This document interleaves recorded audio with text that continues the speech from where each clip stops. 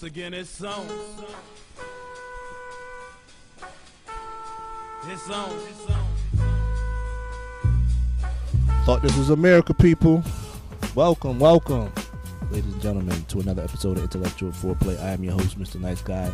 In the absence of my co-host, K. Nicole, we will be recording live today. I do have a special guest in the building. We got the Drama King, the one and only. You see him on Facebook. We go back and forth. We talk. We chop it up and we do our thing. All right, so introduce yourself real quick, Drama King. I'm a king. Tyrell Hicks. I'm a little bit out of my element. I don't really do the TV. Yeah, he's shy. He's a little shy. But we're going to get him warmed. I ain't got no brown liquor. If I had a cigar, I cut it open for him. But yeah, this is definitely Intellectual Foreplay, a safe place for young men and women, professionals, entrepreneurs, to have an opportunity to talk about things that are controversial, things that we like to see happen in the world, things that we see on Facebook, and we go back and forth talking smack to each other, tagging each other, the ridiculous posts. But at the end of the day, this is the opportunity for everybody to express themselves freely, because everybody gets in trouble often. Whether you're a politician, a sports famous entertainer, it seems like you just can't have an opinion. So I'm gonna try to hold you down. Yeah, a couple of housekeeping rules. From another mister. A cell phone. Let's make sure we got the ringtone going. All right, cell phone's on silent. All right, here we go. We live, Mr. Nice Guy. We got a lot of things to talk about today, but when we got two black men together, we got to talk about certain things that's going on in the world from our perspective. We got to talk about real talk family stuff, and we're gonna joke around with you a little bit, have a little fun, laugh a little bit. All right, so Tyrell, I've known him for quite some time. He was just my first son in Sigma, so Greek life is one of the ways we kind of connected. And that'll be the last time you're gonna say son. Son is a term of endearment. All right, but yeah, we came through the Greek life situation, the Greek life scene. How's Greek life been to you since you crossed them sands? Greek life, you know what? Everything that happens in my life, I look as a growing experience. I'm a very different person now than I was way back then. Yeah. So there's a lot I could say to answer that question as far as how it's been to me, because a lot of it has to do with how I came to it. I can't say it hasn't been great, but at the same time, I haven't gone into the situation the same way I would perceive a lot of people, enter Greek life. I'm a different type of cat. I've always said that, when I meet new people that are coming into Greek life, especially in the Sigma, I always say, my journey is very different than most people who come in. I was a solo, which is already different. Most people, they go through their process with multiple people. I didn't. I went through by myself. I finished by myself. But at the same time, my personality, I think it was beneficial for me to go that route. So, but the journey as a whole has definitely made me a better person. There's something that I'm doing in my life right now that I'm working with one of my brothers to continue this generational wealth thing as far as growing a business. So I'm definitely appreciative of the opportunities and the networking opportunities that it's provided me throughout the years. What do you say to people that don't really understand Greek life? Because there's always those individuals that are out there talking about, all you gotta do is step, all you do is fight. What do you think the correlation is between Greek life and the negative energy, the negative aspects that society kind of gets twisted? How do you think people view Greeks as a whole?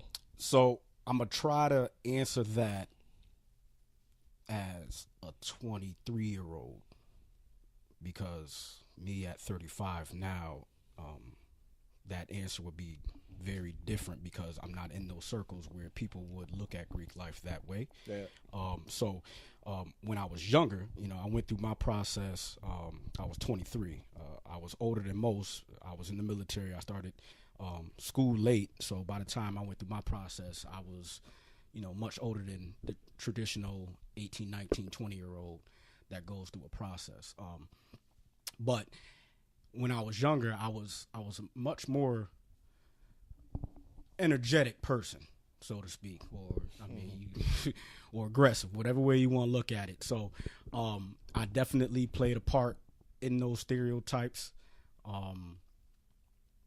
but I think from on the inside, I think we could do a better job of showing people more than the social aspect of Greek life. See, most people they get their views of Greek life through movies, parties, the social aspect of Greek life, which is the fun stuff. But we don't promote the work, the community involvement as much as we should, and I think that has a lot to do with how we're viewed to the general public. I think, and I think again, like you hit it on the nail. I think we do a poor job putting things into perspective in regards to the work that goes on behind the scenes. You know what I'm saying? People do get a lot of third-party information, whether it's via movies, the internet, et cetera, et cetera. But my personal gripe with Greek life, I just feel like we perpetuate a lot of the things that people complain about or things that people see. You know, it should be more of a collective we, and I feel like even though back in the day things were founded or based on the civil rights movement, you know, there was more of an agenda, but there's still currently an agenda that Greeks have to address that they're not or afraid to be in the front line. It just seems like a lot of people in this community, specifically Hartford, you know, they're doing things that I feel like Greeks should be spearheading. You know what I'm saying? But it takes, you know, one person to say, hey, I want to feed a whole bunch of families in Hartford, and then they're uniting all these nonprofits and all these businesses, and then the Greeks come and jump on it. You know what I mean? And I think that we should be the ones leading the marches and advocating for, you know, changes in laws and et cetera. We should be the ones spearheading and uniting the community, and it just doesn't happen that way, and it's political. Well, I agree with that, but you also got to take into consideration where people are at their lives. So when you're an undergrad, outside of, you know, making sure you know your schooling, your academics are being taken care of, you have a lot more free time. So if I look back to when I was at that point in my life, I was actually proud of the fact that I was a part of something that the majority of people weren't. But that mindset perpetuates division. Right. Okay. So when, you know, as you grow, when you get older and you know you establish more mental maturity, you understand that your surroundings in the community plays a part to, you know, not only the success of your community, but it can also play in your own personal success. Right. But when you're younger, you have a different mindset. So I think that has a lot to do with it. But at the same time, as you get older, you know, you have a lot more different responsibilities. I have a wife, 3 very young children. You know, I don't have a lot of free time. You know what I mean? My first priority is to my family. So when I do have time, you know, you have to make that effort to you know, make sure that you're out in the community and providing aid and knowledge and information and, you know, whatever you can do to you know, push that agenda forward. Did you see the movie Burning Sands that came out on Netflix? I did, much later than everybody else, and I did that for a specific reason. But yes, I did. I probably seen it maybe few months after everybody was talking about it. Yeah, see, the thing is, I know a lot of people were talking about it last year when the movie dropped. I let people get their troll on Facebook because I saw a lot of non-Greeks talking about it and kind of calling Greeks to the carpet like, oh, y'all dudes are some weirdos and, you know, the stuff that we see on television, which for me, and people had a problem with me saying it, is, you know, from a Greek standpoint, I didn't see anything in the movie that was inaccurate other than the fact that every terrible thing that you could imagine going on in the process, they just grouped into one situation. And they didn't show like how things, like you said, things that go on behind the scenes, like that people don't have the privilege to get that type of information. But to be honest, if Greeks kept it a buck, everything that has happened in that movie has happened somewhere at some point in time. which made that movie truthful. It made it accurate, and it's an accurate depiction of how people view us, how people that are trying to become a part of these organizations view us, and how I view I us. mean, and here's the thing that a lot of GDIs. Piece of rap. I don't know if you want to explain what a GDI is. I don't know what the language thing is going on. I mean, we got Phi Beta Sigma is not a Hazen organization. We just for the All Divine Nine. We're now Hazen organizations. Right. But there are people that do express interest. Non-Greek. Yeah, Okay. Yeah, non-Greeks. So what non-Greeks need to understand, and even some Greek people need to understand, and I know you can vouch for this. I'm a very honest person. Everybody's different. That's actually one of the major things that drew me to Sigma, because I'm the type of individual that I'm definitely not going to allow somebody to, box me into some sort of stigma, or I have to be this way. But I tell everybody that goes through any type of process when you watch that movie, especially men, and please don't bash me, women, if I come across a certain way, but this is just how I talk. You allow what you allow. There's certain things in that movie that there was no way in hell was going to happen to Tyrell. So, I mean, if you allow certain things to happen, life is all about choices, no matter if you're Greek or non-Greek. Right. Okay, so if you put yourself in a situation where like, I remember one of the first before my process started. To this day, I'll never forget it. You asked me, "What would you do if somebody?" Wait, what's the rules on? Because I don't know if I'm gonna say some things I ain't supposed to say. Well, I think. Well, you asked me a question. What would I do if somebody spit in my face? Do you remember my answer? Okay, you know what I mean. For the record, I was just asking a question. It don't matter. It don't matter what you was asking. I'm gonna tell you. No, again, listen, people, listen. We were just talking. Tyrell has grown a lot, but there's certain things that's not going to happen. Right. Now, some people, and everybody's. I'm not here to cast any,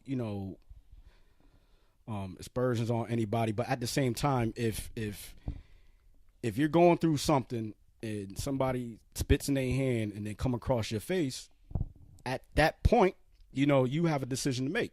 Yeah. And there was a lot. That movie was very, very intense. I was watching it, and majority of that stuff I didn't agree with anyway. When the movie dropped, it was kind of funny to me, just because we kind of got a lot of intel on what was happening and how it was happening or whatever. But like you said, I don't. It bothers me that people are really that dumb, or we could put people in a situation where they could feel that vulnerable and that emotionally dependent to feel that they have to do certain things to achieve something that we don't really take seriously after the situation. But look at domestic abuse. Yeah, you're right. I mean, it's the same situation. Yeah. Everybody has different backgrounds and environments that bring them to where they currently are. So if you're in a situation where you're lacking something, you know what I mean? Like I can say for myself that I never lacked the ability to be comfortable enough to walk away from a situation. That's not positive to my well-being. Right. You know what I mean? But at the same time, I can't be, naive to the fact that other people might not have the same background as myself. So, if and you can't like, the issue that I have with people is like, like I'll speak to domestic abuse or somebody going through the situation with the burning sands. You know what I mean? Like you just said, I mean, people will say, "Oh, how can that person be so dumb? How can?" Listen, you don't know what has inspired, different things that have transpired to bring that person to the point where they feel the need to subject themselves to those things. Right. No, you know what I mean? So let me cut you off real it's quick. A little deeper than that. So we got a question from the audience, just to address the need part. So, one a good friend of mine is asking, his view on Greeks is he never saw the need for fraternities, and he never saw the real benefit of being a part of a frat or a sorority. Do you feel like there's I think there's definitely pros and cons, and this is to Jason. I think there's pros and cons to anything you decide to be a part of. You know what I mean? I think I've used my fraternal network for the betterment of myself. I think becoming a member of this organization has positioned me with people and that I would have never networked with. It's like it's an opportunity for me to network among a group of individuals that share a common interest. But that's 35-year-old Trevor. Thinking like that. That's 35-year-old. Oh, well, even what about back then? Back then, 2005 Trevor. 2005 Trevor. Like I keep it like I'm honest. I didn't see a point in Greek life either. I thought all them dudes was corny. I'm gonna call each frat out to what it is. My father was a Kappa. So I want even express an interest in a Greek letter organization. Obviously, that was the first org I kind of blinked at, but the people that were a part of the organization, I wasn't really vibing with like that. I mean, with the exception of, one of my best friends back in the day, he gave it a good representation, but overall, that just wasn't my wave. That wasn't my energy. The Alpha is another great organization. It was just that I didn't vibe with the people. You know what I mean? Sigmas, I didn't know them dudes. I didn't know Greg. The people on my campus, I didn't have nothing in common with them. It took me to see like different chapters that kind of reeled me in. Shout out to Rich Pittman. Rich was like one of the first guys that kind of really opened me in my eyes to okay, there's life outside of Southern, to kind of see things different. And I had the opportunity to continue to talk. Shout out to Ty Richardson. You know what I mean? Ty, he quickly changed my views on Greek life when he knocked on my door. I'm in my dorm room frying food, and with me and Arrow, we chilling. Frying food in the dorm. Yeah, I had a kitchen. Breaking the rules. Huh? I mean, we had plenty of bashments, but shout out to Tory. Shout out to Tory Fish Fry 40. All right, but yeah, Ty knocked on my door, and that kind of shifted my whole input on the whole philosophy, because I used to think we had to approach them. You know what I mean? But yeah, I'm definitely in the same boat. Nobody in my family. I have an older cousin. She's more like my sister, who went through. She's a SGRO, but I it's not something that was ever discussed. So I came in real fresh. I had no. There was nothing there for me to even want to be a part of a Greek life. I was part of another organization on my campus at Eastern called MELS, Men Achieving Leadership Excellence and Success. Shout out to the MELS brothers. And we did a program with the Alphas called the Alpha Project. And that was my first real engagement with Greeks. So, that kind of opened my eyes, and I had a pretty big part on the male side. So afterwards, a lot of the older brothers of A5A approached me and asked me if I was ever interested in Greek life. And at the time, I didn't know much about it, nor was I just thought, like other people in my own ignorance, I thought it was just dudes that come through a party and do a stupid dance. That's it. And I'm trying to dance with chicks, and they think they cool. They cool because girls like them because they wearing a certain color or whatever the case may be. So me in my background, I had no wants to be a part of that. So but we had an advisor. Shout out to Lieutenant McBride, Blue Fly. Who pulled me to the side and said, I saw them talking to you. I'm a Sigma. Threw it up. And I looked at him like I have no idea what that is. No clue. I heard of Q's. I didn't know nothing about Q's. I just knew they barked and they threw up the hooks. Yeah. And Kappas was the pretty boys that got all the girls. So initially, me being who I was, I'm thinking like, okay, maybe that's the route I need to go, because wherever the girls is at, that's where I'm at. Yeah. we dinging. Oh yeah, people. Hold up, let me go. Let's take something for the studio audience real quick. Okay, all right. We got some questions. So, somebody asked me where were the Greeks at in high school. Well, at my school there was a lot of Greeks. Jason, Mr. Epps, he started Society of Black Brother, SOBB. And he incorporated. You don't remember the Saab, Jason? He had a whole step group. He's an IOTA. You know what I'm saying? So. I know the Kappas do their thing at Annie Fisher. They had a little a project there. I think the thing is, like we was talking about, Greeks do their thing, but we do it so silent. Most of the time, we're just doing it. AJ, in Hartford, like he does a lot with these schools. Me and Sam have an after school program. Like we're not in there, wearing Sigma gear, but we're doing the work, and it's just our organization getting things done. And a lot of people don't know that. We're doing these things because we're not.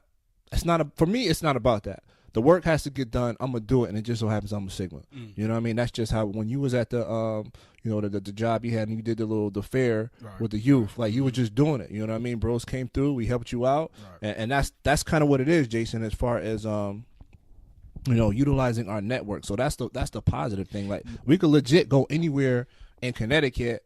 Yes. If we want to get something done, we can get it done with the core group of people. You feel me? Yeah. To address your boy, I would say that as an adult now, the biggest thing is the networking.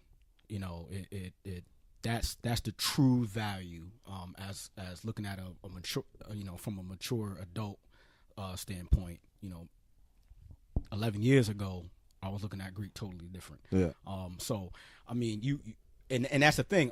Unfortunately, a lot of people see the undergrad side. They don't see the grad side. And again, it goes back to what I was saying because, again, we got different responsibilities in life at this point. So our focus isn't so much on marketing Sigma. Right. You know what I mean? We do it, but it's done more secondhand versus when you cross those sands and you're just like, oh yeah, I'm a Sigma. I wear my shirt all the time. You know what I mean? Like people know who I am. I want people to know that I'm a Sigma. I want people to know that I'm Greek. Now I could care less. You know what I mean? I just want people to know that I'm an upstanding individual that does his best by the people around him. Right. Another question is, how are the Greeks helping those students you need? That need a big brother or big sister. As a non-Greek from Hartford who went to college and grad school, I never saw the positive. I just saw the parties. What are CT Greeks doing to change that view? I think every organization, and again, I'm not going to speak on behalf of every organization, me being plugged into Greek life, I know what people do. You know what I'm saying? I know the Deltas every January do the Dr. Martin Luther King celebration, and they wore plenty of money for scholarships. My chapter out of New Haven, we do book bag drives in the inner city school. We give away a lot of scholarships every week. We have our scholarship event coming up soon, where we award scholarships. I know Kappas do a youth program. I know the Alphas do the youth program. I know the Qs out of New Haven have a youth program. So, we're definitely getting things done. It's just if you're not plugged into the network. It may go over your head. If you're not checking for certain things, it may go over your head. But again, I don't think Greeks as a whole that have a culture and a tradition of doing certain events are worried about promoting what they do. You know what I mean? I think either if you're checking for it, if you don't, you're not checking for it, you're just not going to know. And I think that's something that probably needs to change. I think speaking from my own organization, we probably could do a better job, because we have a Sigma Beta Club in New Haven. Right. You know what I'm saying? We have a youth mentor group where these kids can hang around professional men and some younger brothers, and get that type of knowledge and education. But who really knows that? I mean, I don't post that on my page. And that's what I'm saying. I think it goes back to the marketing aspect. And I'll use this as an analogy. When you were younger, it was all about, making sure people saw your new Jordans. Right. And I remember going to high school. If the weather was bad outside, y'all know what I'm about to say. You know what I mean? I had the plastic bags over the shoes. You know what I mean? And I get to school, I take the plastic bags off. Right. You know what I mean? It's all about visual presentation and looking a certain way and social acceptance. As an adult male, now, you know what I mean? It's not so much people actively seeing like, or I need people to know that Tyrell is doing this. It's just me just doing what I need to do. You know what I mean? So I think from that aspect, that's how that message can be lost. And it's no fault on the people that are non-Greek. It's more on the fault of us, because we should do a better job of showing the important things that we do that are actually making an impact. But again, that's because we're so focused on just getting it done and not branding ourselves as well as we should. And then we're in Connecticut. That's another thing. Yeah, the market is different. Right. You go down south. Way different. It's way different. Way different. You know what I mean?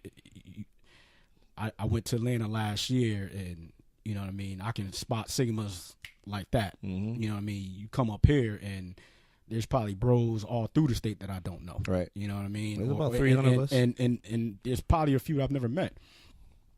So it's different. The environment's different. So that's how that message can be lost, in my opinion. Right. And the fact that a lot of people see the parties, and that's just another way, we market ourselves. That's another way we stay in financial, good standing. And at the end of the day, I do believe that fraternities and social organizations are supposed to be just that, social. You're supposed to build you're supposed to build camaraderie, and it's a competition a lot. You know what I mean? Like, I always wanted to have the best parties. I always wanted to have the best strolls, and it's always about the girls or whatever. But, I think people confuse that, like, we're not supposed to have a good time. Like, what's wrong with Greeks partying and having positive energy to the point where it's kind of used as a, hey, look at us, we're having a great time, we're about to set it out here in the cafeteria, we're gonna stroll at this party, we're gonna do what we can to position ourselves to make all these dudes know, like, look, we here to take your girls. You know what I mean? And some people get salty like that. The negative stuff, the fights that happen, I think all that stuff, you could probably say it now looking back, the foolishness that sometimes we got into, it was petty. And not only that, at the same time, if you think joining an organization is gonna turn you into somebody that you aren't, then you're kind of fooling yourself. Right. I mean, as a youth, I was a naturally aggressive young man.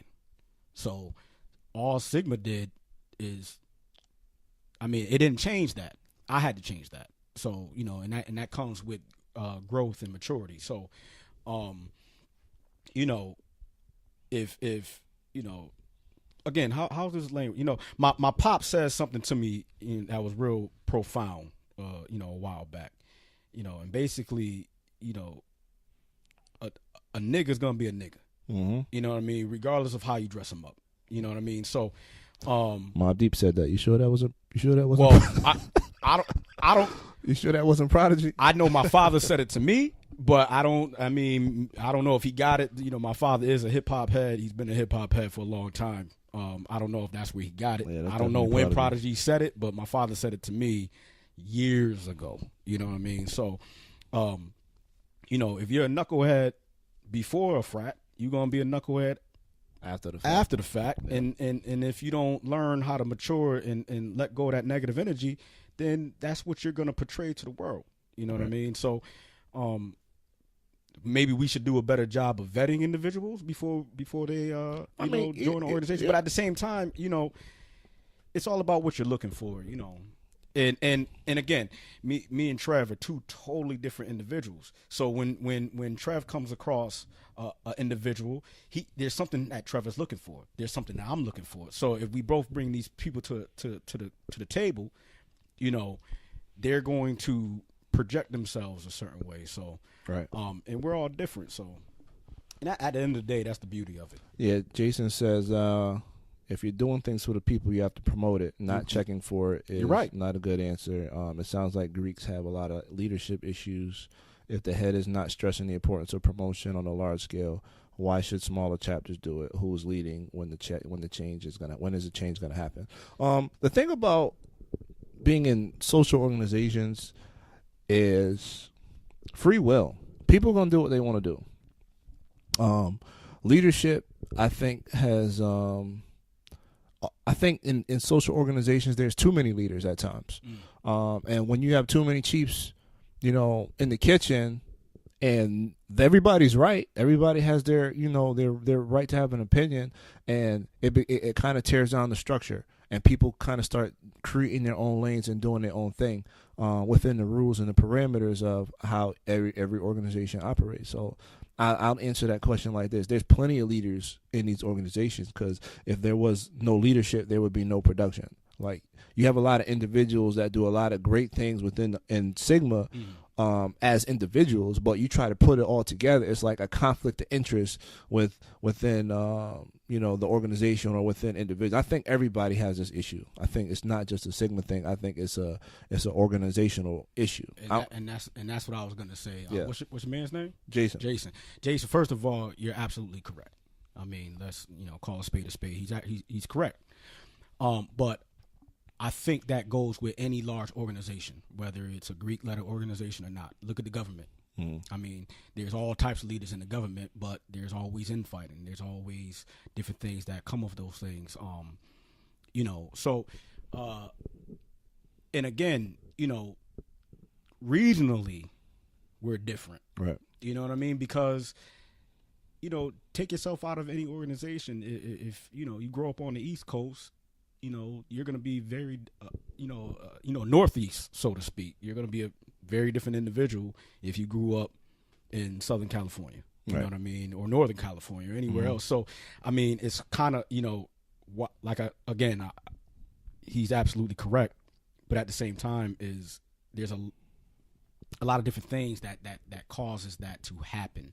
And, especially with strong-headed individuals, it's hard for people to truly humble themselves enough to say, you know what, when is it time for me to take a step back and just sit and let things rock? And when's the right time for me to speak up?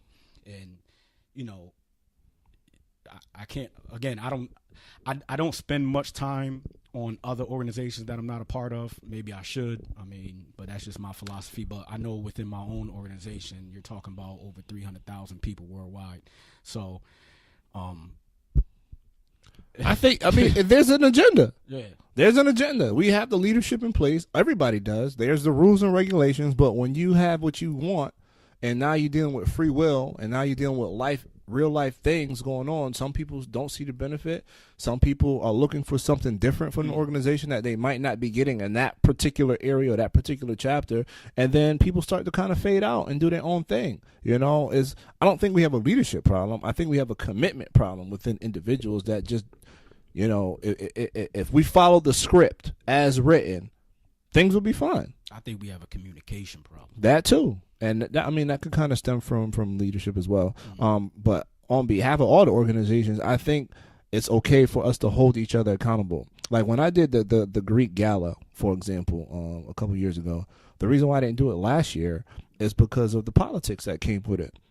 People felt like, well, who does he think he is for trying to get something like that done in Connecticut? And I'm just thinking, you are an arrogant individual. Well, you have to be sometimes to get certain things done. But that rubs people the wrong way. I hear you, but where there's a spark, if there's gasoline, I'm gonna tell you I'm the match, and I'm gonna light the flame so that there could be a combustion. But if you have gasoline and it ain't nobody burning nothing, what's the point of the gasoline? But this is what I would say, and again, there's nothing wrong with arrogance because I'm a pretty arrogant person myself. But what I learned to do is you have to reach people where they're at.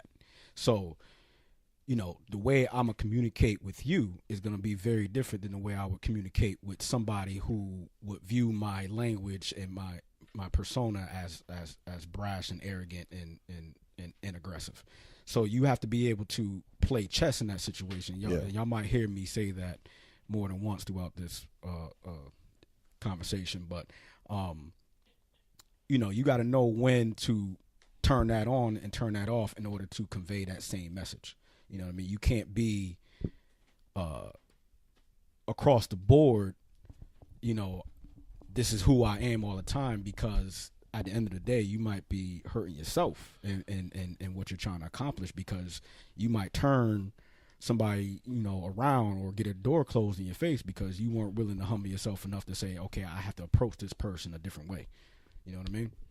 Yeah, I definitely hear you. I just think that I like to hold organizations accountable, just like the people are expecting us to hold each other accountable. And I think from a Greek life standpoint, we have to do better with the promotion, with the unity piece, like all that. We have to give people a better depiction of what it is that we say we represent. You know what I mean? I think a lot of things that we claim to be, and we don't show. We don't show enough of it. Connecticut is too small for us not to have something consistent that is popping, that everybody could come to. Because God forbid something go down in Atlanta or New Jersey or New York or Pennsylvania or DC, everybody's going to migrate there. Now, granted, those are, we're talking about metropolitan cities or whatever, major areas where the dynamics and the culture is different. But there's people that don't necessarily have the ability to get to these places. And there's a whole bunch. You're telling me Connecticut Greeks can't have a festival just for our own that everybody could come to? Pride aside, everybody come through, mob out, have a good time, bring the grill, we get the best DJ, and we just tear the joint up. We tear the place apart and have a good time. But Eagles won't allow that. The powers that be won't allow for something like that to be planned because of politics. Politics ruin everything. Okay, so, to play devil's advocate, how about reaching different individuals where that might not be the case? You know what I mean? Because if when you say Eagles, then that means you're directing that towards certain individuals. So there's multiple individuals in different organizations where you might still be able to get, that point across, or whatever that you're trying to achieve, that goal. So you might have to go about a different way. You know what I mean? If that's what you're really trying to do. I mean, you still got to play. You still got to play politics, though. You know what I mean? And everything. Course. Especially if there's money involved. Jason asks, "Why do we need so many frats and sororities? Why not just have one frat and one sorority, unify, and stop competing with each other?" I mean, that's kind of like, why have multiple sports teams? Why have multiple colleges? Why have multiple job industries? Everybody's different, and certain cultures certain organizations are founded for different reasons. Every organization in the Divine Nine was founded for a specific purpose. Ultimately, yes, we all do the brotherhood sister thing. Yes, we do the community service, but it's kind of like church. Everybody worships differently. You feel me? Like, and we do have different values. Right. Collectively, what we do in terms of how we're viewed in the public is very similar. Right. But our core values are different. Right. And how you determine what organization that you might be interested in has a lot to do with who you are as an individual, if you're being truthful for yourself. I think a lot of times what happens is people just see something that they like, and especially the younger you are, this is what is most attractive to me in my current state of mind at that time. So, and then that's just what you gravitate to. Right. Luckily for me, I've always been a thinking man. So for me, it was more or less like, well, this is who I am. And if this is something that I'm going to entertain, what is going to continue to grow that person? Yeah. Because like I said, me growing up, I was all about the ladies. So naturally, Kappa was where it's at. But, doing my research through Kappa, I realized that I didn't think that, I was the best fit for that organization based on how they were founded. Different based things on like history. That. And at the end of the day, all these organizations are great organizations that have outstanding, great people. Yep. So what I'm not going to do, which I would have done 12 years ago as an immature young man, is bash or say anything bad about it. What I'm going to say is there's a reason why Tyrell joined Sigma, and that reason was that's who I thought I was at that time, and based off how I viewed myself, Sigma was the best situation for Tyrell. Right. And that's not going to be the same situation for somebody else. I have a cousin that's an alpha. My shout out to Brandon. Yes, Brandon McGee. That's my cousin. He's an alpha. My cousin who's more like my sister, she's an SG Row. At the end of the day, we're different individuals, and we have different needs, and there's different things that we're looking for. Right. So, and you want to be a part of an organization with people you like and people you have life common goals with, not let alone organizational goals. Like, you're not going to join an organization with people in your immediate area that you don't like. So, even with that, I tell people kind of, it's kind of contradictory, but at the end of the day, if you don't like this group of people, but you go to a different school or a different town and you like a different group of people and it's all in the same organization, you have to understand that every organization is going to have a group of people you do or don't like. So when you join an organization, you have to understand who the organization is and what their foundation is, and fall in love with that. That is, and to answer your question, this was one of the few organizations that on paper, if I was reading a book, and I did read a book, but when reading information on this organization without knowing anybody, on paper, this was the most consistent from back in the day to currently as far as why it was organized. The people just made it a little bit better and a little bit different. And again, I have friends in every organization. Literally, I get along with a lot of different people in a lot of different organizations. And I had my issues, but again, I was a young kid. When we talking about pride and we talking about being the best, I'm a football player. Being a competitor, it was in my spirit. So no way. The moment I step into a party and it's an Alpha party, no, it's a Sigma party by the end of the night. Right. That was the mindset. Yeah, and we step on the stage, it's showtime. Yeah, and for me, it was more selfish reasons. For me, I looked at it as, nobody's going to tell me who I am and who I'm not. So I need an organization that's going to understand that when I come in here, you know what I mean? Don't try to think that I need to be a certain way or not, because I'm not changing for nobody. If anything, if you try to make me, portray a different individual, I'm going to make that much, of an effort to just do the opposite. So right.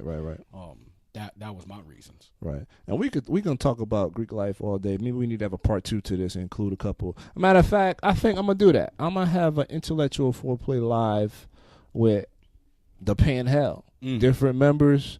I don't know. Maybe we go to a hibachi grill or something, make it a round table conversation with everybody, because I think that there's a big misconception that we're not honest, yo. We're not honest and upfront with people. Like, we put on this facade, and most of it is fake news. Like, people deserve the right to we owe the people an opportunity to clear up these little misconceptions. Like Jason asked, does Greek life hurt, being pro-black, No. I think being pro-black is subjective anyway. Yes. Can you be?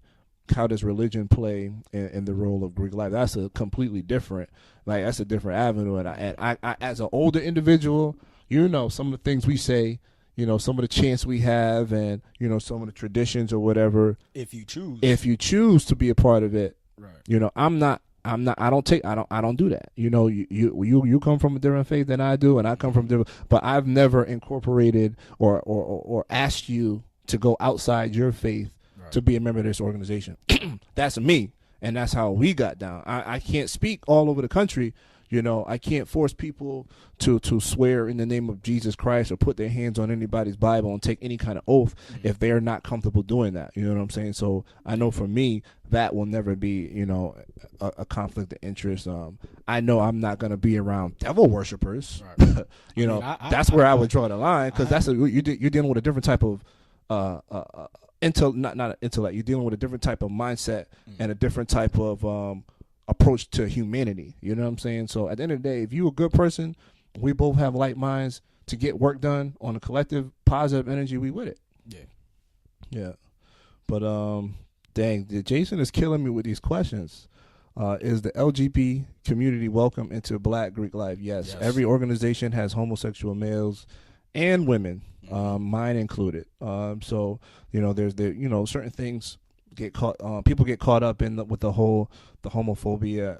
One of the best Sigmas in Connecticut, God rest his dad. He was a homosexual male, and he did the damn thing. I mean, at the end of the day, discrimination is illegal. Yeah, right, right. So regardless of what organization you are, whether it's selective or not, at the end of the day, if an individual feels discriminated against, you have a lawsuit on your hands. So it's a simple answer. Now individually, if people within the organizations are accepting or not accepting, that's on a case by case individual basis. So but you're gonna deal with that anywhere. Right. And like you said, we can't discriminate, or we can't pick and choose. I mean, we can try to weed people out based off of your merits, your work ethic, and things like that. But man, at the end of the day, at my age, me at 35, if you come to this organization and you're a positive male about positive male things, and you want to make change for the community, and you're going to show up to this chapter meeting and not waste my time, you're going to pay your financial commitment and be about the bylaws of the organization, man, I don't give a damn. You'll get the same grip if you can step and stroll, and you ain't going to embarrass us on stage. Like, we can get that cracking too. That's just me personally with a different mindset. As a younger male, I don't know. I probably would have had a different mindset. But even then, when I was younger, I've seen homosexual males in our organization all the time. We never mind. You about to go somewhere you don't want to go. You about to go somewhere you don't want to go. I know that much. Shout out to Pisshead, man. Everybody, whatever. Yeah, man. So let's move on a little bit from this topic. I seen this topic trending all over the internet. What's up, Miss Brown? I need some fried fish. Tori Brown just tuned in. Hey. Shout out to Tori Brown. If you need a caterer, holler at her. Tori, Breakfast Bell, you know, she made me some chicken and waffles. Y'all don't know this, but I've been going to Breakfast Bell since I was like 19, 20 years old, you know, when it was in a college dorm room. You know, I just go in the room singing my old Negro spirituals, you know what I mean? And I got the first sample, so, you know, I know all about this young woman's cooking. Tori, I won't charge you for this plug either. But Breakfast Bells, Norwalk, Connecticut, holla at a caterer extraordinaire. But yeah, everybody's been talking about this DJ Envy situation. And the only reason why I wanted to bring it up is because I saw the interview. I listened to it. Shout out to the Breakfast Club, one of my favorite radio stations to listen to. The only reason why I'm commenting on this is because I think people need to understand how men feel about their wives. All right. You know, you're married, I'm married. We have families. And I think this is a good conversation to have. I agreed with DJ Envy and what he did, but in the same breath, I did not agree with it. What do I mean by that? So for those of you that don't know the backstory, of course, he cheated on his wife. They did an interview. Damn, he said, of course. Well, I mean, you know, it is what it is. It's what it is. It's the life of a celebrity. He cheated on his wife. He apologized on air. They did a show. They was talking about it, how they kind of made amends. There's another podcast that where the two young men were talking about the situation, and kind of making light and making fun of the situation. One of them, his wife was there, right? And one of the men said, "Yeah, she only stayed because DJ Envy has money. That DJ Envy money." All right. So a couple things. One, DJ Envy, this is to you. You are a public figure. You're on the radio. You have a podcast. You choose to put your personal information out there. The moment you do that, you subject yourself, your opinion, your family to public criticism. That's number one. Nobody told you to go on air and put your personal situation out there. Now, we applaud you for owning your own truth. That's cool. You know, a lot of people, if they own their own truth, would avoid a lot of situations. But you own your own truth. Every day you talk about people and their personal situations. So when it gets flipped around on you, you had an issue with it. Now, my problem with the whole situation as it stood was this. If I have a problem with what you said about my wife, I'm not going to invite you to my house to talk about it. We got to deal with that now. And I gotta give you the energy that I'm giving you, like, immediately.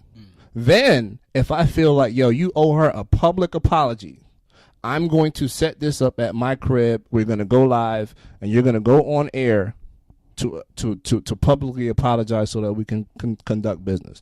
As a business professional, DJ Envy was wrong for not being upfront and honest with his guests and kind of ambushing them with a certain level of energy that he should have had prior to the show beginning. That's my stance on that. Okay. So I'm not too well versed in the situation, but I did catch a little bit of what happened, so I know what happened. And first and foremost, as a husband myself, you know, and this is just my opinion of what being a husband is. At the end of the day, one of my first jobs as being a husband is to protect my wife. So I understand where he was coming from, but you kind of got to look at the situation for what it is. They were interviewing his wife, and like you said, it's public knowledge at this point of the interview that he had cheated on his wife. At that point, it's public knowledge, and you know, this podcast with these two men, from what I can tell, they're kind of like they're kind of like comedic. Yeah. It took a comedic approach. So I look at it, you know, they you know is joking, and if anybody who follows comedy, once information's out there, almost everything is fair game. Look at what's going on between Michael Blackson and Kevin Hart. Right. You know what I mean? You know, at the end of the day, it's comedy. Now, if you feel like, you know, somebody had overstepped their boundaries with that, then as a man, it's your job to approach them. So I applaud him in that situation, and if he felt, you know, disrespected, or his wife being disrespected, that he needed to address that situation. I think where he went wrong was the whole walking out of the situation. Right. Where it's just like, at the end of the day, you know, staying your ground, and so people understand that this is where you are with it. You know what I mean? But you know, I personally think that if it was me, you know what I mean, I would have addressed the situation not on air. Right. That's what I would have done. Right. If you felt like that brolic about the situation, right. that means I would have expected him to go see him. So you owe that man that energy, because that's how you felt. But you don't wait to blindside them on live, and whatever point you were trying to prove in front of millions of people, presenting it was fake to me. It was fake. It was fake. Well, not only that, I mean, I just always been a type of individual that when you have face-to-face contact with people, then you're actually getting who they are authentically. Right. You know what I mean? So when the public's involved, when people are watching, you know, a lot of times people have to save face, so they might project someone that they're not.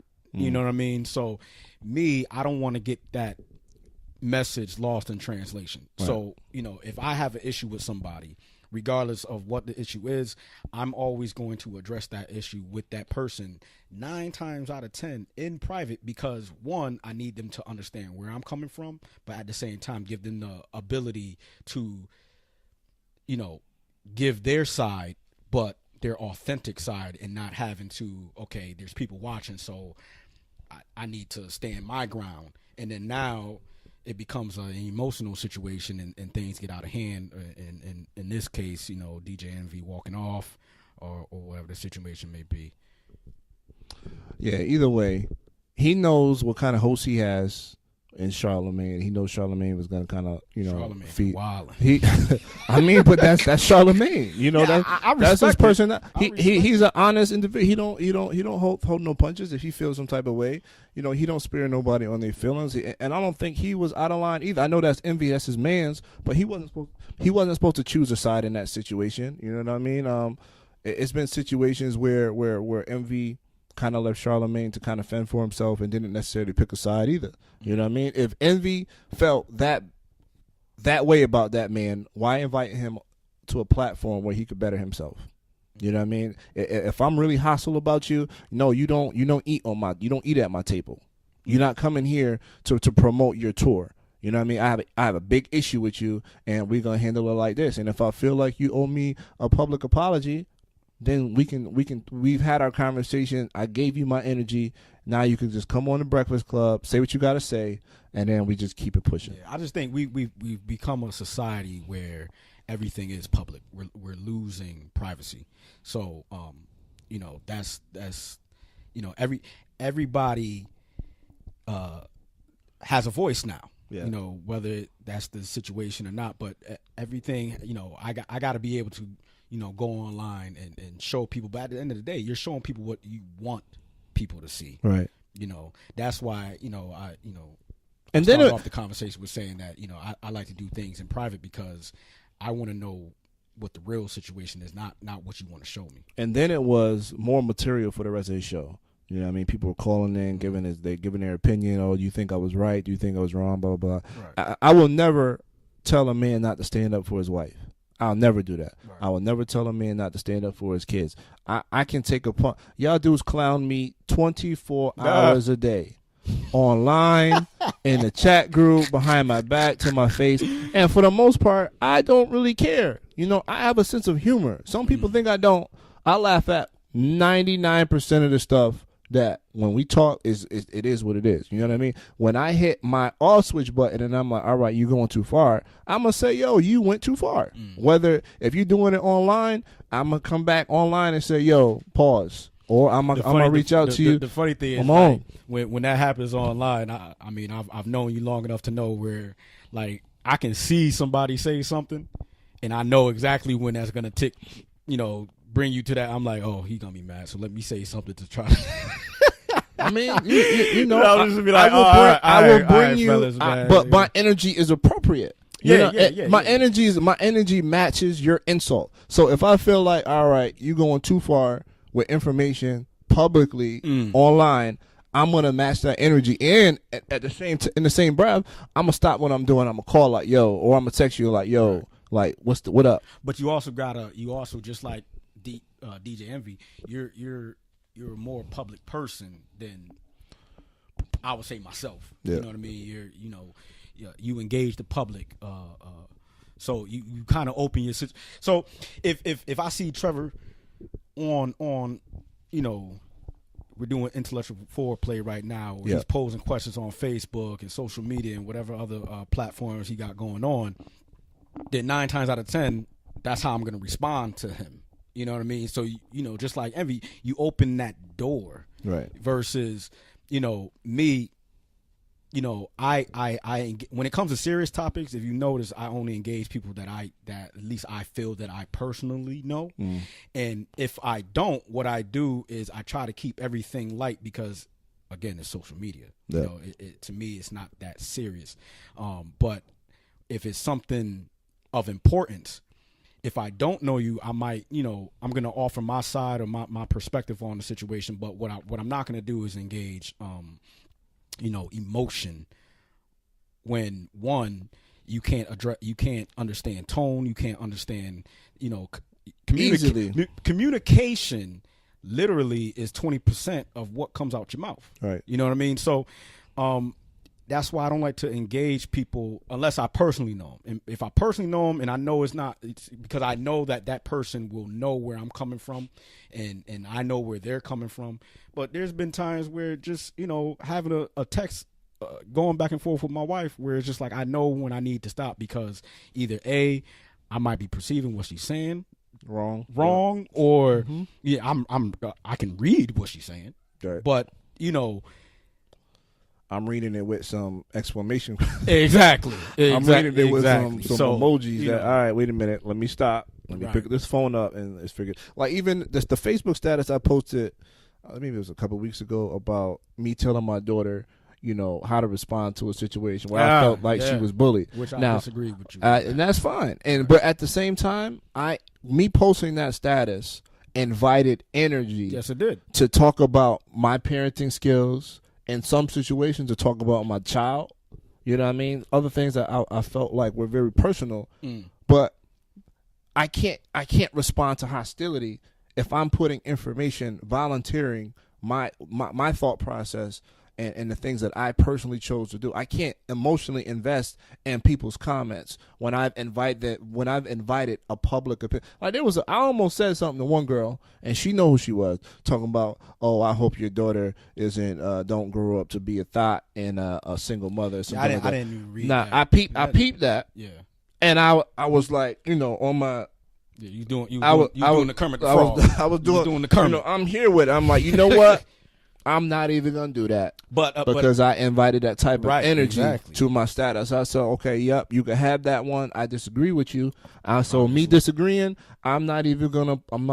Other people actually spoke. I'm like, yo, how you gonna invite that type of energy to his child? Like we're not talking about that. We're obviously talking about bullying and how parents deal with bullying and how to address those type of conversations. Because I think that stuff also needs to be talked about. But that's a different conversation for a different day. But when Envy made the conscious decision to invite people to assess his personal life, you invite people to talk about your wife. Yes, that's just it. It is what it is, and I don't believe in talking about the next man's wife. That's just me.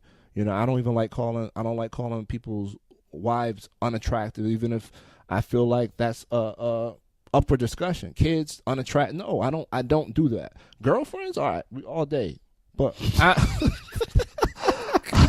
I don't believe in talking about or calling up other people's spouses in a certain manner. I just think that's just disrespectful to me. I mean, I it's not even something that I even think about. At this point in my life, why would I be concerned about if another man's wife is attractive or not? Well, you'd be surprised. I mean? Oh, no. I'm not saying that it baffles me that other people do. I completely understand why other people do. I'm saying me personally, that's not something that ever comes in my head. Whether another man's wife is attractive or not has nothing to do with me. Right. You know what I mean? That their life, her attractiveness or non-attractiveness does not impact my life. So, right. I mean, at the end of the day, I could care less. Like people always talking about Denzel's wife, and how she looks, and it's just like, yo, y'all are corny. But it's not even so much. But why? I do you think Denzel even pays attention to that? I don't think Denzel be on social media to pay attention. But what I'm saying, even if he was, do you think he does? The type of person that I view him as, I highly doubt it because he sees his wife as beautiful. Right. So I mean, at the end of the day, it's all about security within oneself. Right. I mean, if you're secure in yourself, you're not worried about. Listen, I'm not worried about if the next man thinks my wife is beautiful or not. That has nothing to do with how I see her. Right. You know what I mean? Mm-hmm. And to bring it back to that DJ Envy situation, he struck a chord, and I'm assuming that they had a personal relationship, which why he took it personally. I don't see him responding to anybody else in the street for having a comment about his wife, but the fact that he knew him, he took it personal, and because he knew him, he should address it personally. Right. There was a situation, I guess they ran into each other the day before, he didn't say nothing. He waited specifically for them to come on the show to provide sauce, meat and potatoes for material for the Breakfast Club. And that is what I disagree. That's like I know you're coming here today. I have an issue with you. I don't say nothing to you. And we're on Facebook Live right now in front of all these people. Yeah. And I'm like, yo, what up, dickhead? Oh, yeah. I couldn't wait. Matter of fact, you know what? You owe me an apology. That post you posted on my post about 2 weeks ago, nigga, you out your mind, blah, blah, blah. You corny. Right. You know what I mean? You need to apologize to these people right now because I don't play with you like that. Right. With some hostile energy, and you kind of like, what did I say? Right. Oh, that offended. My bad. Okay, I apologize. Let's move on. I'm here to talk about what you got going on and your career and everything like that. But I'm still there. I'm still red. I dropped the mic and I let somebody else take over the interview. That's corny. Yeah. He was corny for that. And everybody that didn't watch it, you need to watch it because I see everybody, or a lot of the women especially, oh, yeah, he did the right thing. We need more real men to stand up for their wife. Yes, you can stand up for your wife all day. But from a real man standpoint, like, he could have handled that way better. Yeah. First of all, he's a professional, and he invited. That's his workspace. So, people gonna see that and either choose to come to the show or choose not to based on his actions. You know what I mean? That was a sucker move. You know what I mean? And I ain't dealing with that. You know what I mean? The Envy, that was corny. You had a real light skin moment. Sorry, Tyrell, my bad. I mean, that actually doesn't bother me at all. My own family called me light skinned. And some of them lighter than me, so yo, man, hilarious. What's good with the girls, man? You got shout out to Tyrell. He the queen of the twins. Queen? I ain't no damn queen. Well, king of the twins. King of the twins. Yeah, man. I got. Shout out to Melissa watching. I got 3 beautiful babies. DJ man, Craig G, and, what up? I got a 2-year-old. I got a set of twins that'll be 1 next month. 1 already? Jesus. One next month, man, and it's still a surreal experience. I still have moments of, wow, I'm somebody's father. Because again, like who knows you better than you know yourself. So when you look back at like, wow, I'm somebody's father, it's like, but it's an eye-opening experience, and it's a wonderful experience, and it's literally the greatest thing I've ever probably achieved in my entire life. It's the most difficult thing I've ever achieved. The hardest job I've ever done. The hardest job ever. in the world, and Yep. Lord knows, and I've said this to my wife, and we've laughed about it. You know what I mean? The other day I told my wife that she has to live longer than me. That's the reason why I preach exercising and nutrition as much as, and she laughed. She was like, "Well, listen, I'm interested to hear your answer. We keep it 100. We can't do what they do. I don't want to.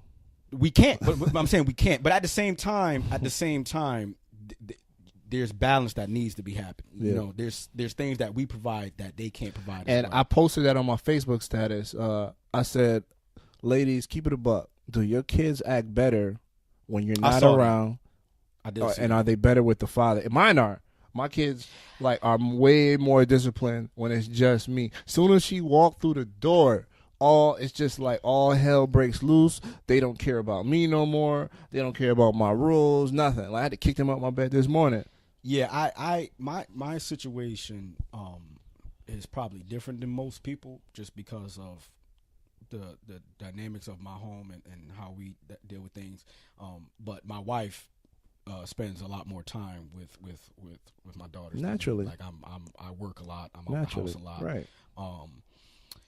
So, but there is a difference. You know, everything is fine when she's not there. If she appears, then, naturally they tend to. Their whole shift is just a different right. focus. You know what I mean? Tunnel vision. My twins, I mean, they could be in the best mood, chilling, laying down, playing or whatever. They if they hear my wife come up the stairs, she don't even gotta appear yet.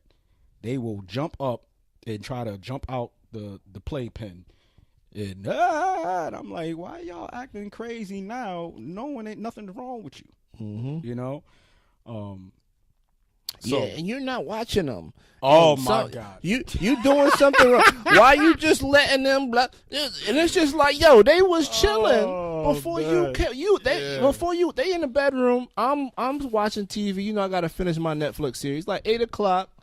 They chilling, got their popcorn. They watching their little Peppa Pig. I'm not watching my daughters every day. You ain't watching them. As soon as they hear that key, they run down the stairs. Or why the kids downstairs? Because they heard you. They was we was just fine. I just think I've only have experience with 2-family households, so I can't fathom what it's like to be a single mother or a single father. Absolutely. And I never want to experience that. So it's hard now. Yeah. It's hard. Simple things. Financially. People will look to the obvious things. Just getting out the house. Yeah. You know what I mean? Just trying to load up the SUV and getting out the house is is literally a process, a step-by-step process of what needs to get done in order for that to happen. You know what I mean? It's gone are the days where I can get off of work and not have to worry about what's next. I can go home and take a nap. I can go home and just eat whatever. I can go home or go straight to the gym after work. Nah, I go from one job to another. You know what I mean? I leave work and I come through the door, and 9 times out of 10, I got 3 girls looking at me like, "Hey, what we about to do?" Mm-hmm. I'm a superhero. I fly in, I save the day, and I fly out. You know what I mean? I feel like the role of a father can easily get lost or confused if 2 people aren't on the same page. And I can only use my experience. There's a reason why I have girls. I'm a spiritual person. I prayed about it, and I understood why I had girls because of so much that I lost. And it's something about the love of a daughter that will just it's like refueling. Because I know if I'd have had a son first, my focus would have been so different. My love for the child would have been kind of more militant, more, Absolutely. all right, we got to get this done. This is how life is. Mm-hmm. I'm about to set you up so you can hit this NFL draft. We're going to hit these books. You got to understand how things, with my daughters, it's just so much more delicate. I allow them to love on me. You know, I'm in awe watching them learn. You know, I'm in awe when I watch them interact with other people. I just sit back. I just observe a lot of times, and I kind of think about different ways I could help groom the things that they're interested in, as opposed to me grooming their interest. You know what I mean? If I had a boy, I know I'd have been still stone cold. I'd have still been crushed, and I'd have still been like, all right, this is what we got to do. And I kind of fear that. So naturally, you know, we all have those moments of, you know, what I would have done, you know, if I would have had a son. I don't have a son either. I got three daughters. One more, Melissa. One more. Nah. Let's go. Let's go. Let's get them twin boys. Nah.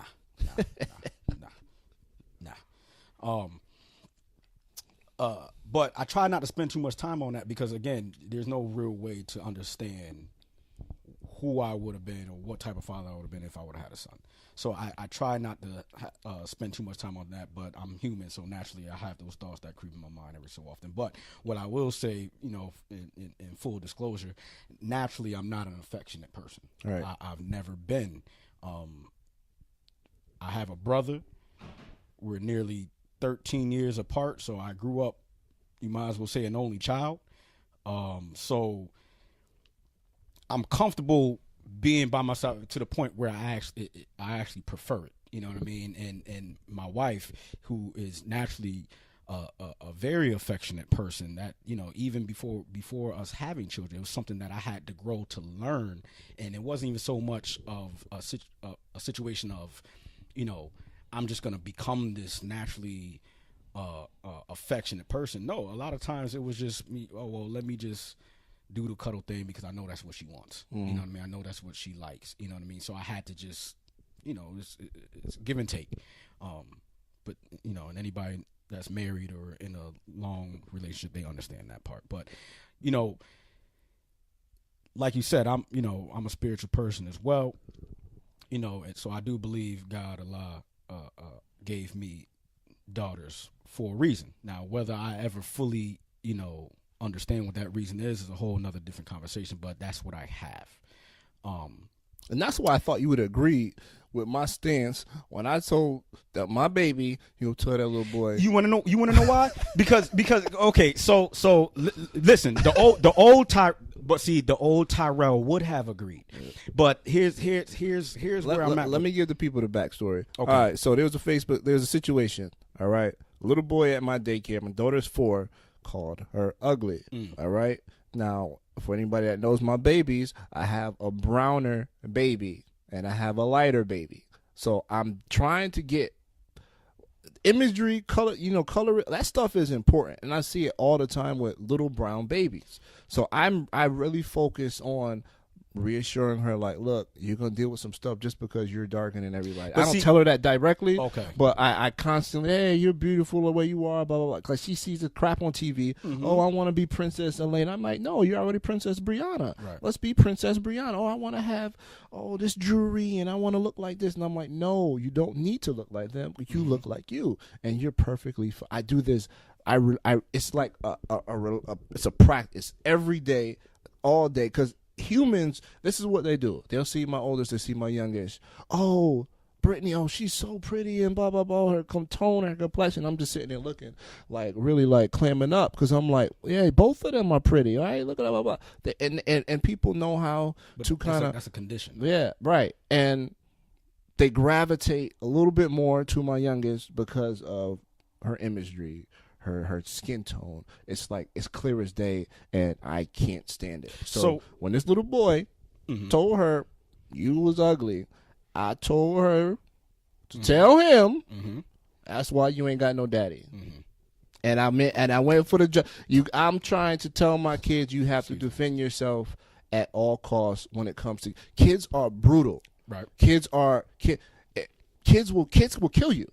Right. All my teachings and all the love and affection I can give my daughter will go out the door as soon as some little nigga look at her and give her a different set of emotions. Now, everything, all the power, love, energy, I could easily be spat on, flushed down the toilet because of one individual and how he made her feel. Okay. I got an army with the clap back. Yeah. I mean, you had a lot of people that agreed with you, and you had a lot of people that disagree. I was one that disagreed. And here's why. We are fostering a society where everybody needs to, I guess, how do I say this? Was I wrong? We're trying to, we're babying people. Mm-hmm. So here's my thing, you know, and I'll start off with this. So obviously I'm not the darkest brother in the world, and my wife, she's brown skin. I don't know. I mean, we have this conversation back and forth. I don't know what she considers herself. I think she's slightly darker than me. Who knows? Not important.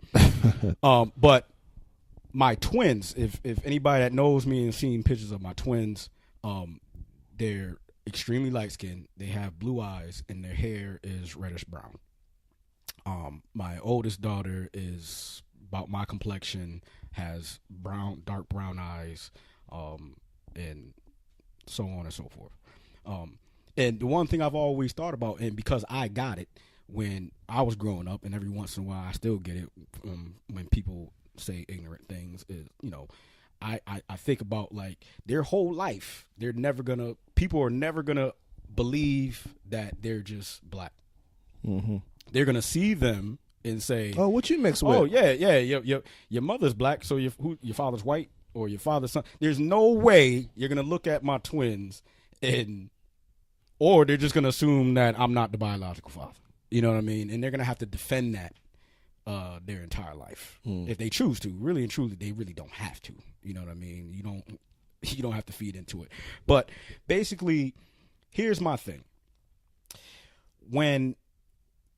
Since the day, listen, I can honestly say, and the only other person that was there was my wife, because she's the one that birthed them. You know what I mean? The first thing I said to Maya, my oldest, was, "I love you." I tell my daughters every day, "I love you. You're pretty. You're beautiful. Yep. You're everything to me." You know, but I don't do it in a sense that they need to get that validation from me. I'm doing it in a way where they need to understand that about themselves. Right.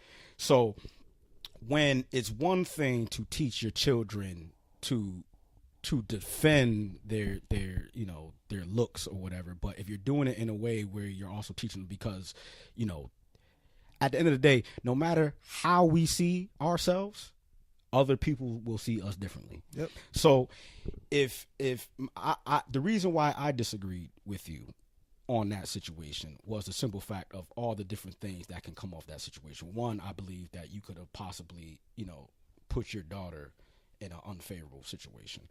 Two, I feel like you're fostering some of the divisiveness that we have within our community as black people. You know what I mean? One thing I made sure I said this on your post. The one thing I will never do is tell another man or another woman how to raise their child. First of all, I've only been a father for 5 minutes, my damn self. So there's no book on this. Yep. You know, this is just how I feel on the situation. You know what I mean? I feel that, you know, at no time, if you're, by saying that, I feel like you're also sending the message that instead of learning how to cope and internalize and deal with those emotions, because this is what's going to happen in life in some shape or form, you're teaching that instead of how dealing with that, let me just lash out at you to protect my emotion. But how do you learn how to deal with that emotion if your first reaction is to lash out? And I think that's the job of the parent. I think you have to arm them, but you also have to. But how are you arming them? And but how restore. How are you arming a 4-year-old when you're saying this is how you respond to that situation? Because you're not addressing the emotion that she probably felt in that situation. I mean, I think at 4, she probably didn't even go back to the school and say what I told her to say. I think it was just one of those situations where she remembered what somebody said, and she told me. When let me ask you this question: when she said it to you, how did she say it? She just said it. It wasn't like so. It was just so that's what I'm saying. So what happened in again? Let me preface this by saying this is Tyrell's opinion. You know, there's no right or wrong on the situation, but this is Tyrell's opinion. You allowed your emotion and feelings to perpetuate the situation. Absolutely. Somebody told her that she was ugly. Now, as she gets older, those emotions might increase based off of how society is viewed and what she's learning.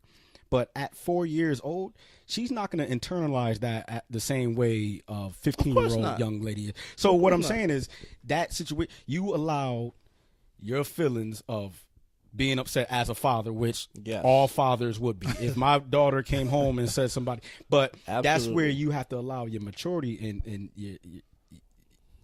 the ability to say, you know what, I probably would have asked my daughter, I would have said, you know, well, what do you think? Are you pretty? My wife, debrief. You know what I mean? There's a lot of things that I say and I can easily prove. We debrief. You know, I say things every once in a while on social media, you know, and people might think I'm, you know, full of BS or whatever the case may be. But I mean, I don't post all my moments with my family because some things I want to have to myself. Right. But you know, my wife and I almost posted this, but I was going to post it for the wrong reasons. Yeah. So that's why I chose not to do it. But the other day, my wife sends a video of my oldest daughter, I don't know, rubbing ketchup into her face or whatever. But she keeps saying, "I'm pretty." You know what I mean? Well, where did she get that from? You know what I mean? Obviously, my wife probably tells her, but I know that I tell my daughter every day that she's pretty and she's beautiful and she's smart because I need her to internalize that. So that way, because like I said, this, you know, to me, parenthood is a chess game.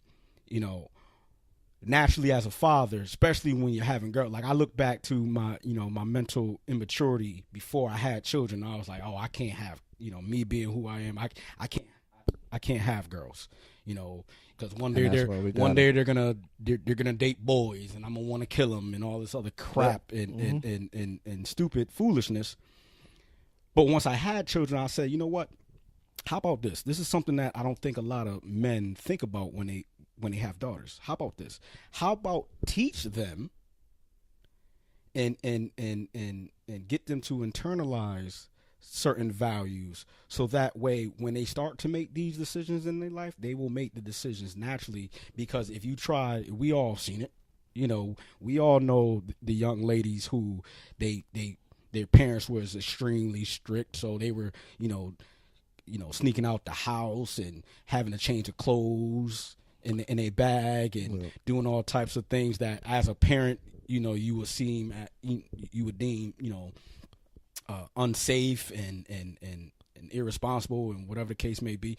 But if I teach them now, and when I mean now, I mean my twins can't even talk yet. I mean they're making noise, they respond. But if they see everything that I'm trying to get them, there's gonna come a time where they're gonna leave the house.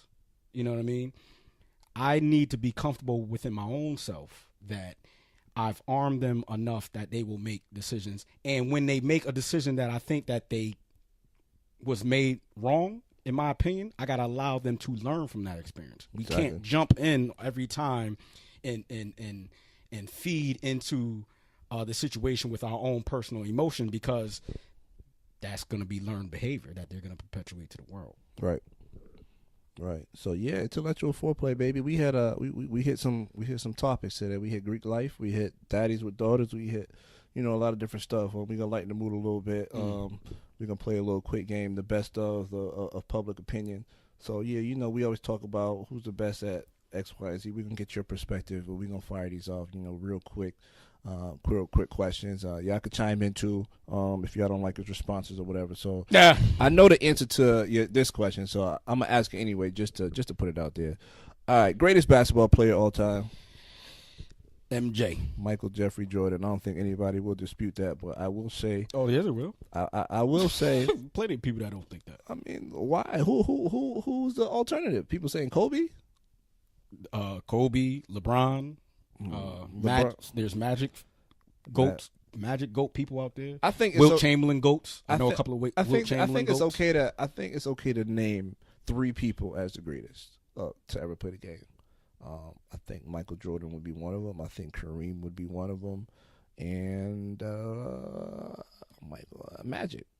Those would be my 3 if people said the greatest basketball players. I would be okay hearing arguments about all 3 of those. LeBron and Kobe are not in that category yet. Let me ask you a question, because this is where I find things interesting and somewhat hilarious.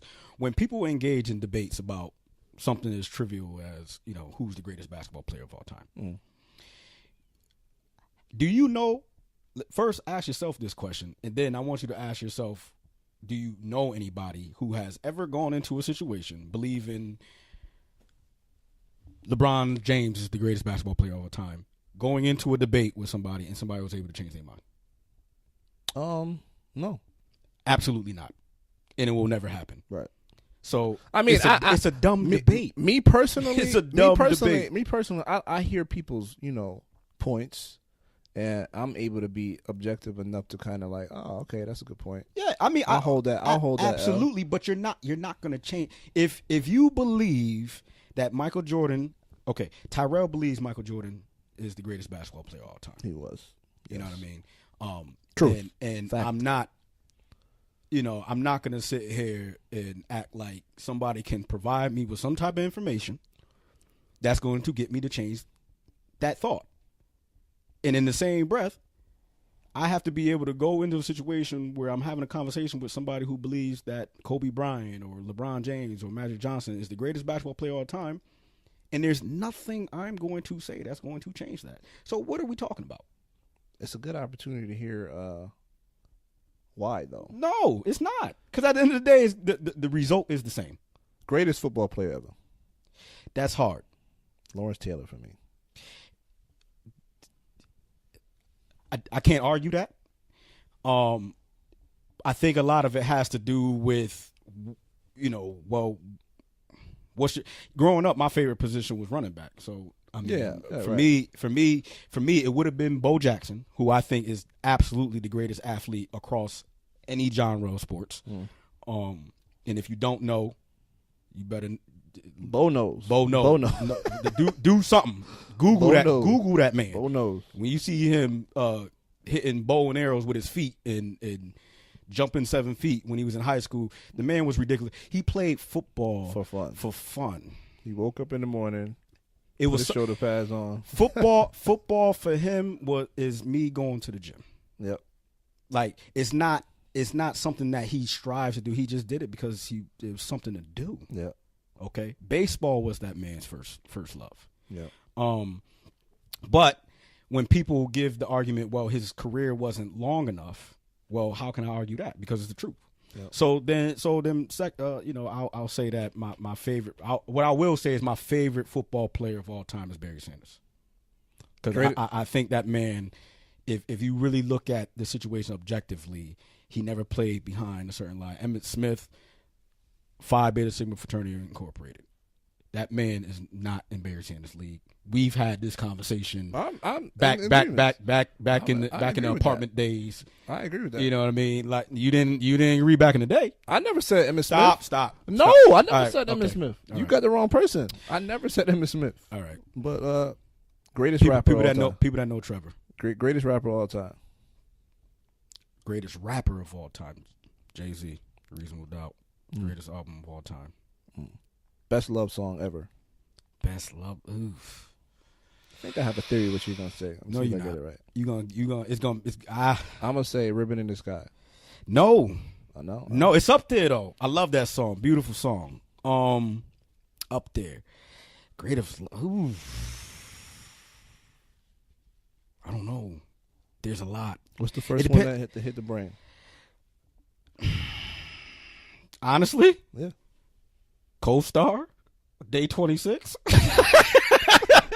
Yo, on some, you know what? That was a good album. You know what? You honestly, the reason why, you know what I mean? And listen, I'm a tough guy, all right? So if y'all try to come at me with some soft stuff or he a chump, whatever, I can be vulnerable at times. I ain't got no problem doing it. I'm on my Stephen A. right now.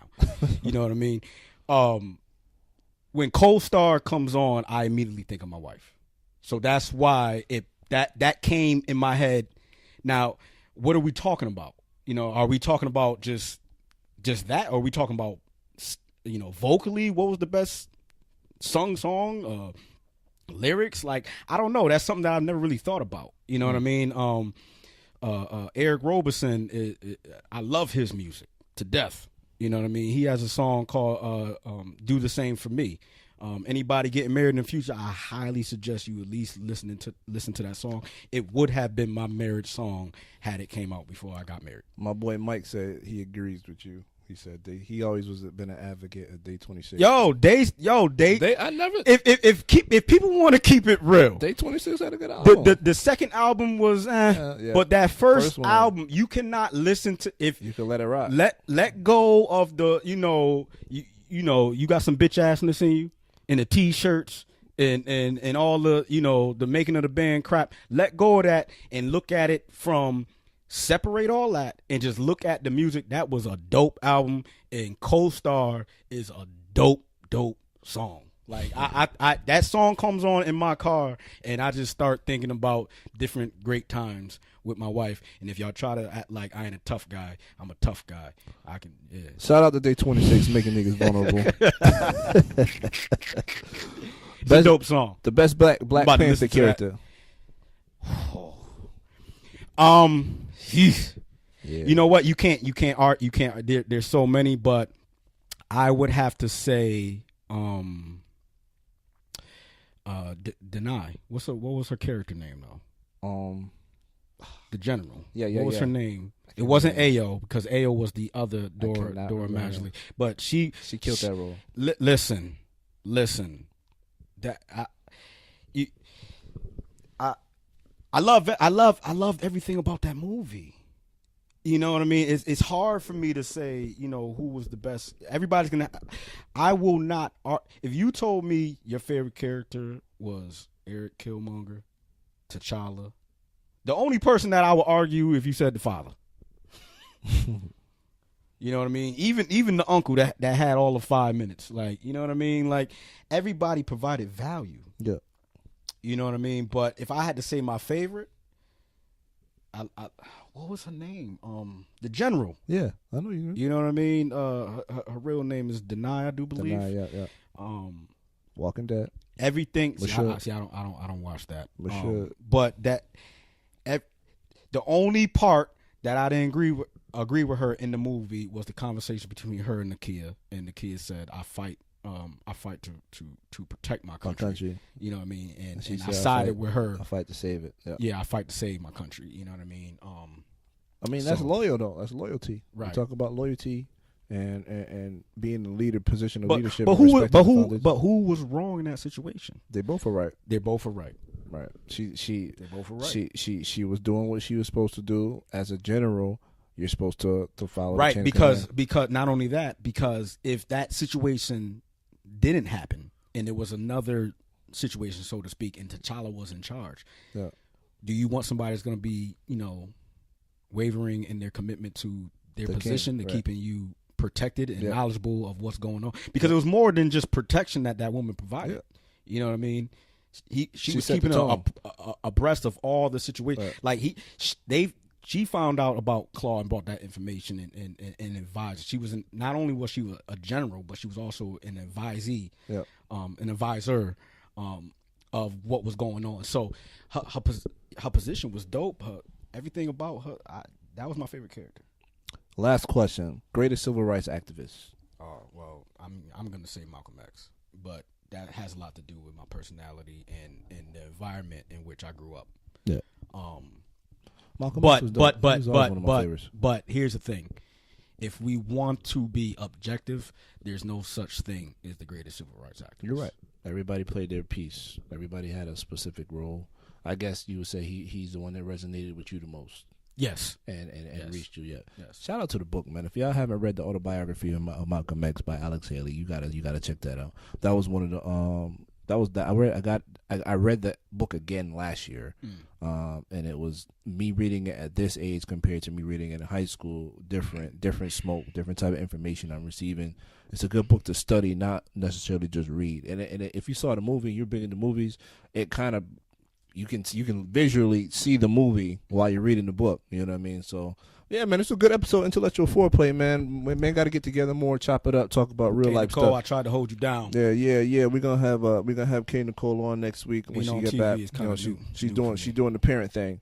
You know what I mean? We're gonna bring some more heat next week. We appreciate everybody for coming through for this episode. Intellectual Foreplay. We're gonna be signing off real quick. But if anybody needs to reach me, you know where to do that. I'm on Facebook all day. You can send me an email, intellectualforeplay00@gmail.com. Anybody interested in being on the show, let me know. Leave a comment, like the video, share the video, slide in my DMs. You can sit here on the Intellectual Foreplay couch, and we can have a good conversation. You know what I'm saying? This is actually, it goes down in the DMs. We've been talking for an hour and a half. We're gonna have to split this episode 2 episodes. We got 2 episodes out of this one. All right, so we know we're gonna drop that on Monday. Look for Intellectual Foreplay to drop every Monday at noon. I'm gonna be continuing to work on this craft and update this podcast. More equipment. Fun. More equipment. Got me out of my element. More software. You know what I'm saying? It's addictive.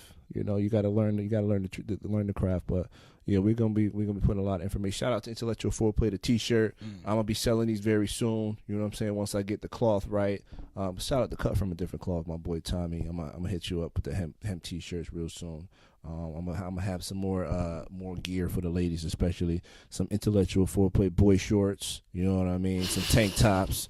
You know, I'm don't you think you laugh? No. I'm Shout just out saying, to, we getting it, bro. We getting it. We gonna make it. You could have started off with intellectual t-shirts. Yeah, I mean, I got t-shirts. Straight. Nah, well, you went straight to boy shirts. Well, Intellectual Foreplay, baby. We gotta get it saucy for everybody. You know what I mean? I got an event coming up very soon. Of course, we gotta have Intellectual Foreplay, the real event at the venue to be announced very soon. I'll probably have that information for you next week. But yeah, it's another episode. Intellectual Foreplay is going down. We're signing out, Mr. Nice Guy. Peace and blessings, everybody. Yes, sir. Yes, sir.